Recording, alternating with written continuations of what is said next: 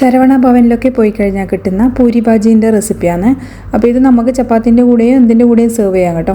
അപ്പോൾ നല്ല ടേസ്റ്റാണ്, വളരെ സിമ്പിളായിട്ട് ഇത് ഉണ്ടാക്കിയെടുക്കാം. ശരവണ ഭവനിൽ പോയി കഴിഞ്ഞാലൊക്കെ കിട്ടുന്ന ഈ ഒരു ഭാജി നമുക്ക് എത്ര കഴിച്ചാലും മതിയാകില്ല. അപ്പോൾ ഇതിനെന്താ ഇത്ര ടേസ്റ്റ്, നമ്മൾ വെച്ചാൽ ഇത്രയും ടേസ്റ്റ് കിട്ടാറില്ല നമ്മൾ ചിന്തിക്കാറുണ്ട് അല്ലേ. അവരുണ്ടാക്കുന്ന ആ ഒരു മെത്തേഡാണ് കേട്ടോ ഇതിന് പ്രത്യേക ടേസ്റ്റ് കൊടുക്കുന്നത്. അപ്പോൾ ഇതെങ്ങനെ തയ്യാറാക്കി എടുക്കുന്നതെന്ന് നമുക്കൊന്ന് നോക്കാം. അപ്പോൾ വീഡിയോ മുഴുവനായിട്ട് കാണാം. ഇതിൽ ചേർക്കുന്ന ചേരുവകളൊക്കെ അതുപോലെ തന്നെ കറക്റ്റായിട്ട് ചേർക്കണം കേട്ടോ. എന്നാൽ മാത്രമേ നമുക്ക് ആ ഒരു ഹോട്ടലിൽ നിന്നൊക്കെ കിട്ടുന്ന ആ ടേസ്റ്റ് നമുക്ക് കിട്ടുള്ളൂ. അപ്പോൾ റെസിപ്പിയിലേക്ക് പോകാം. അപ്പോൾ നമ്മൾ ഇതിന് വേണ്ടിയിട്ട് 2 ഉരുളക്കിഴങ്ങാണ് എടുത്തത്. ഉരുളക്കിഴങ്ങ് ഒന്ന് കഷ്ണാക്കിയിട്ട് ഞാൻ കുക്കറിലേക്ക് ഇട്ട് കൊടുത്തിട്ടുണ്ട്. കുറച്ചധികം വെള്ളം വെച്ചിട്ട് വേണം കേട്ടോ നമ്മൾ വേവിക്കാൻ. അതുപോലെ തന്നെ കുറച്ച് മഞ്ഞൾപ്പൊടിയും ഉപ്പും ചേർത്തിട്ട് നല്ലപോലെ ഒന്ന് മിക്സ് ചെയ്യാം. അതുപോലെ വേറൊരു പ്രത്യേകത എന്ന് പറയുന്നത് തന്നെ, നമ്മൾ സാധാരണ ഉരുളക്കിഴങ്ങൊക്കെ തൊലി കളഞ്ഞിട്ട് കട്ട് ചെയ്ത് ചെറിയ പീസായി ഇട്ട് അങ്ങനെ വെള്ളത്തിൽ വേവിക്കുന്നില്ലേ. പക്ഷേങ്കിൽ ഇതുപോലെയാണ് കേട്ടോ ഹോട്ടലിലൊക്കെ ചെയ്തെടുക്കുന്നത്. നിങ്ങൾ ഇതുപോലെ ഒന്ന് ചെയ്തെടുത്ത് നോക്കണേ. ഇങ്ങനെ നമ്മൾ മുഴുവനായിട്ട് ഉരുളക്കിഴങ്ങ് തൊലി കളയാതെ വേവിച്ചാൽ മാത്രമേ അതിന് ആ കറക്റ്റ് ടേസ്റ്റ് നമുക്ക് കിട്ടുള്ളൂ. അപ്പോൾ സാധാരണ കട്ട് ചെയ്ത് നമ്മൾ വേവിക്കുന്ന സമയത്ത് വെള്ളമൊക്കെ കൂടി ചേർന്നിട്ട് ഭയങ്കര കൊഴുപ്പും അങ്ങനെയൊക്കെ ആയിപ്പോകും. അപ്പോൾ നമുക്ക് ഇനി ഇത് ഒന്ന് കുക്കറിൽ വേവിച്ച് കൊണ്ടുവരാം. അപ്പോൾ ഇത് ഞാനൊരു മീഡിയം ഫ്ലെയിമിൽ 4 വിസിൽ വരുന്നവരെ വേവിച്ചിട്ടുണ്ടായിരുന്നു. പിന്നെ സിമ്മിലൊരു 5 മിനിറ്റ് വരെ വേവിച്ചിട്ടുണ്ടായിരുന്നു. അപ്പോൾ ഇത് വെന്തിനോ നോക്കുമ്പോൾ കണ്ടില്ലേ, നല്ല കറക്റ്റായിട്ട് തന്നെ വെന്ത് കിട്ടിയിട്ടുണ്ട്. ഇതുപോലെ നല്ല പെർഫെക്റ്റ് ആയിട്ട് തന്നെ വെന്ത് കിട്ടണേ.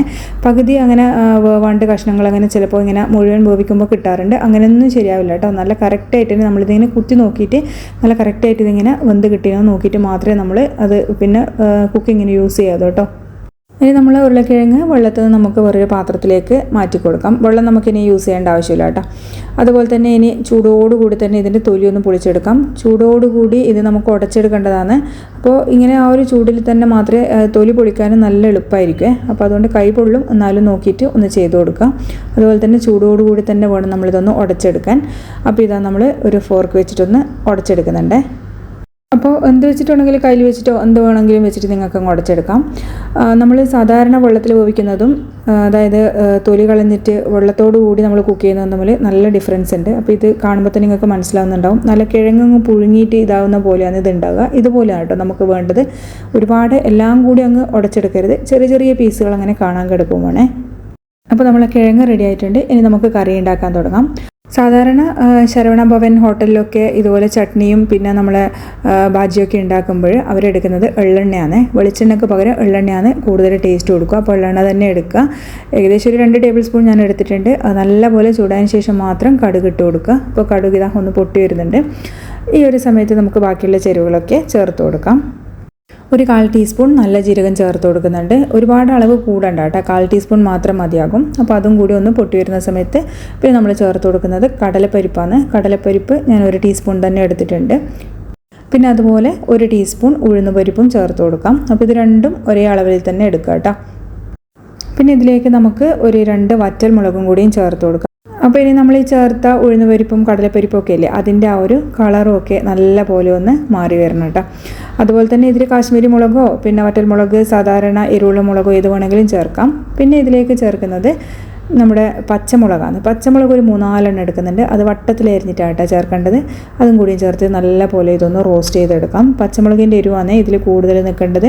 അതിൽ ഒരുപാട് അങ്ങനെ മുളക് പൊടി അങ്ങനെയൊന്നും ചേർക്കുന്നില്ല. അതുപോലെ തന്നെ പൊടിയായി അരിഞ്ഞ ഇഞ്ചി ഏകദേശം ഒരു 1/2 കഷ്ണം എടുത്തിട്ട് പൊടിയായി അരിഞ്ഞിട്ട് ചേർക്കുന്നുണ്ട്. അപ്പോൾ ഇനി ആ ഒരു ഇഞ്ചിൻ്റെ പച്ചമുളകിൻ്റെ ഒക്കെ പച്ചമണം മാറി വരുന്നത് വരെ നല്ല പോലെ ഒന്ന് വഴറ്റിയെടുക്കണേ. ഇതൊക്കെ നമ്മൾ ചെറിയ ഫ്ലെയിമിലിട്ടിട്ടാണ് ചെയ്യേണ്ടത്. കരിഞ്ഞു പോകാൻ പാടില്ല കേട്ടോ. അപ്പോൾ ഇത് നല്ലപോലെ തന്നെ ഒന്ന് മുരിഞ്ഞ് വന്നിട്ടുണ്ട്. ഇനി നമ്മളിതിലേക്ക് ചേർത്ത് കൊടുക്കുന്നത് സവാളയാണ്. ഏകദേശം വലിപ്പമുള്ള 2 സവാള തന്നെ ഞാൻ ചേർത്ത് കൊടുക്കുന്നുണ്ട്. ഇപ്പോൾ ചെറുതായിട്ട് ഇതുപോലെ അരിഞ്ഞിട്ട് വേണം നമ്മൾ ചേർത്ത് കൊടുക്കാൻ. ഇനിയിപ്പോൾ ചോപ്പറിലിട്ടിട്ട് ചോപ്പ് ചെയ്തിട്ടായാലും കുഴപ്പമൊന്നുമില്ലേ. അപ്പോൾ അത്രയും ചെറിയ സൈസായിട്ട് വേണം നമ്മൾ അരിഞ്ഞ് ചേർക്കാൻ, അത്രയേ ഉള്ളൂ. ഇനി ഇത് സവാള വാടി വരാൻ ആവശ്യമായിട്ടുള്ള ഉപ്പും കൂടി നമുക്ക് ഇതിലേക്ക് അങ്ങ് ചേർക്കാം. സവാള ഒരുപാടങ്ങ് വാടി വെന്ത് ഉടയേണ്ട ആവശ്യമൊന്നുമില്ല. അതിൻ്റെ കളറൊക്കെ ഒന്ന് മാറി വരുന്നവരെ മാത്രം ഒന്ന് വഴറ്റിയെടുത്താൽ മതി കേട്ടോ. അപ്പോൾ നിങ്ങൾ കഴിക്കുമ്പോൾ നിങ്ങൾക്ക് മനസ്സിലായിട്ടുണ്ടാവും സവാളേൻ്റെ കഷ്ണങ്ങളൊക്കെ അതിൽ ചെറുതായിട്ടൊന്ന് കടിക്കാൻ കിട്ടും. അപ്പോൾ അതുകൊണ്ട് അങ്ങനെ ഒരുപാടങ്ങ് വഴറ്റിയെടുക്കേണ്ട ആവശ്യമില്ല. ഇപ്പോൾ സവാള അത്യാവശ്യം ഒന്ന് വാടി വന്നാൽ നമ്മളിതിലേക്ക് ചേർക്കേണ്ടത് മഞ്ഞൾപ്പൊടിയാണ്. ഏകദേശം ഒരു 1/4 ടീസ്പൂൺ മുതൽ 1/2 ടീസ്പൂൺ വരെ നമുക്ക് ചേർത്ത് കൊടുക്കാം. അതുപോലെ തന്നെ നല്ലൊരു ഫ്ലേവറിന് വേണ്ടിയിട്ട് നമ്മളിതിലേക്ക് ചേർക്കുന്നത് കുറച്ച് കറിവേപ്പിലയാണ്. കറിവേപ്പില ഒന്ന് കയ്യിൽ വെച്ചിട്ട് ഞെരടിയിട്ട് ചേർത്ത് കൊടുത്തു കഴിഞ്ഞാൽ അതിൻ്റെ ആ ഒരു നല്ലൊരു സ്മെല്ലും ഇതൊക്കെ ഉണ്ടാവും കേട്ടോ. അപ്പോൾ അതും കൂടിയും ചേർത്തിട്ട് നമുക്ക് നല്ലപോലെ ഒന്ന് മിക്സ് ചെയ്യാം. പിന്നെ ഇതിൽ കറിക്ക് കൊഴുപ്പിന് വേണ്ടിയിട്ട് നമ്മൾ ചേർക്കുന്നത് എന്ന് പറയുന്നത് കടലമാവാണ്. അപ്പോൾ കടലമാവ് ഏകദേശം ഒരു 2 ടീസ്പൂൺ ഞാൻ ചേർക്കുന്നുണ്ട്. അപ്പോൾ കടലമാവ് ചേർത്തിട്ട് ഈ ഒരു ഉള്ളീൻ്റെ ഒക്കെ കൂടെ തന്നെ നമ്മൾ നല്ലപോലെ റോസ്റ്റ് ചെയ്തെടുക്കണം. നന്നായിട്ട് റോസ്റ്റ് ചെയ്തെടുത്തിട്ടില്ലെങ്കിൽ ആ ഒരു കറിക്ക് കടലമാവിൻ്റെ പച്ച ചൊവ ഉണ്ടാവും കേട്ടോ. അതുകൊണ്ട് നല്ലപോലെ റോസ്റ്റ് ചെയ്തെടുക്കാൻ വേണ്ടിയിട്ട് ശ്രദ്ധിക്കുക. അപ്പോൾ ആ ഒരു ശരവണ ഭവനിലൊക്കെ കിട്ടുന്ന കറിക്ക് നല്ല കൊഴുപ്പും നല്ലൊരു ടേസ്റ്റും കിട്ടുന്നത് ഈ ഒരു നമ്മളെ കടലമാവ് ചേർക്കുന്നത് കൊണ്ടാണ്. ഇനിയിപ്പോൾ ആ ഒരു കടലമാവിൻ്റെ പച്ചമണമൊക്കെ മാറി വന്നു കഴിഞ്ഞാൽ നമ്മളിതിലേക്ക് നേരത്തെ നമ്മൾ പൊടിച്ച് വെച്ച ഉരുളക്കിഴങ്ങുണ്ടല്ലോ അത് ചേർത്ത് കൊടുക്കാം കേട്ടോ. അപ്പോൾ ഞാൻ നേരത്തെ പറഞ്ഞ പോലെ തന്നെ ഇതിൽ മുളക് പൊടി അങ്ങനെ ഒരുപാട് പൊടികളൊന്നും ചേർക്കുന്നില്ല. പച്ചമുളകിൻ്റെ എരിവാണ് ഇതിൽ കൂടുതൽ നിൽക്കേണ്ടത്. അപ്പോൾ ഇതാ നമ്മൾ ഉരുളക്കിഴങ്ങ് ചേർത്തിട്ടുണ്ട്. ഇനി നല്ലപോലെ തന്നെ ഇതൊന്ന് മിക്സ് ചെയ്തെടുക്കണം.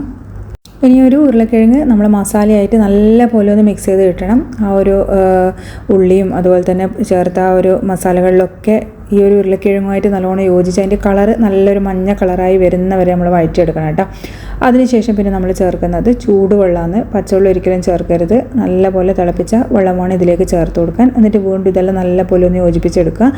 അപ്പോൾ നന്നായിട്ട് തന്നെ യോജിച്ചിട്ട് കേട്ടോ. കഷ്ണങ്ങൾ അവിടെ ഇവിടെ ഇങ്ങനെ കാണാനൊന്നും കിടക്കില്ല. നല്ല കറക്റ്റായിട്ട് തന്നെ നമ്മൾ മിക്സ് ചെയ്തെടുക്കണം. അതാണ് വേറൊരു പ്രത്യേകത എന്ന് പറയുന്നത്.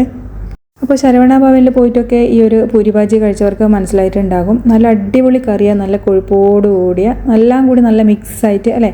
കഷ്ണങ്ങൾ അവിടെ ചാറ് അവിടെ അങ്ങനെയൊന്നും കിടക്കില്ല. നല്ല കറക്റ്റ് പരുവത്തിലായിരിക്കും ആ ഒരു കറി ഉണ്ടാകുക. അപ്പോൾ ഇതുപോലെയൊക്കെ ഒന്ന് ചെയ്തെടുക്കണം കേട്ടോ. എന്നാലും നമുക്ക് ആ ഒരു കറക്റ്റ് ഇതിൽ കിട്ടുള്ളൂ. അപ്പോൾ ഇത് ഞാനിത് അത്യാവശ്യം ലൂസാക്കി എടുത്തിട്ടുണ്ട്. അപ്പോൾ അത്ര ലൂസാക്കി കഴിഞ്ഞാലും കറി ഒന്ന് കുറുകുമ്പോൾ വീണ്ടും വീണ്ടും നമുക്ക് വെള്ളം ചേർക്കേണ്ടി വരും. പിന്നെ ഉപ്പൊക്കെ നോക്കിയിട്ട് വേണമെങ്കിൽ ചേർത്ത് കൊടുക്കുക. ഇനി ഇതിൻ്റെ വേറൊരു പ്രത്യേകത എന്ന് പറയുന്നത് തന്നെ നമ്മൾ നല്ല പോലെ ഒന്ന് തിളപ്പിച്ചെടുക്കുക. ഏകദേശം ഒരു ലോ ടു മീഡിയം ഫ്ലെയിമിലിട്ടിട്ട് നന്നായിട്ട് തിളപ്പിച്ചെടുക്കണം. അതായത് ഈ ഒരു കറി എല്ലാം കൂടി നല്ല പോലെ ഒന്ന് മിക്സായി കിട്ടണം. അപ്പോൾ ഈ അടിക്കൊക്കെ പിടിക്കുന്നതെന്ന് തോന്നുന്നുണ്ടെങ്കിൽ ഇടയ്ക്ക് ഒന്ന് ഇളക്കി കൊടുക്കുക. അതുപോലെ തന്നെ ഫ്ലെയിം ഇനി നല്ലപോലെ ഒന്ന് കുറച്ച് വെക്കാം. ലോ ഫ്ലെയിമിൽ വെച്ചിട്ട് നല്ലപോലെ വീണ്ടും ഒന്ന് കുറുക്കി എടുക്കാം. അപ്പോൾ കറി ഇങ്ങനെ തിളപ്പിച്ച് എല്ലാ മസാലയും ഇതുമായിട്ട് നല്ലോണം യോജിച്ച് കിട്ടുമ്പോഴാണ് കറിക്ക് പ്രത്യേക ഒരു ടേസ്റ്റ് വരുന്നത് കേട്ടോ. അപ്പോൾ ഇത്രയും മതിയാകും. ഇനി നമുക്ക് ഫ്ലെയിം ഓഫ് ചെയ്തിട്ട് ഇതിലേക്ക് കുറച്ച് മല്ലിച്ചപ്പും കൂടിയും ചേർത്ത് കൊടുക്കാം. അപ്പോൾ കറി കുറച്ച് തണുക്കുമ്പോൾ വീണ്ടും കട്ടിയാകും കേട്ടോ. അതുകൊണ്ട് വെള്ളം നോക്കിയിട്ട് വേണം നിങ്ങൾ ചേർത്ത് കൊടുക്കാൻ.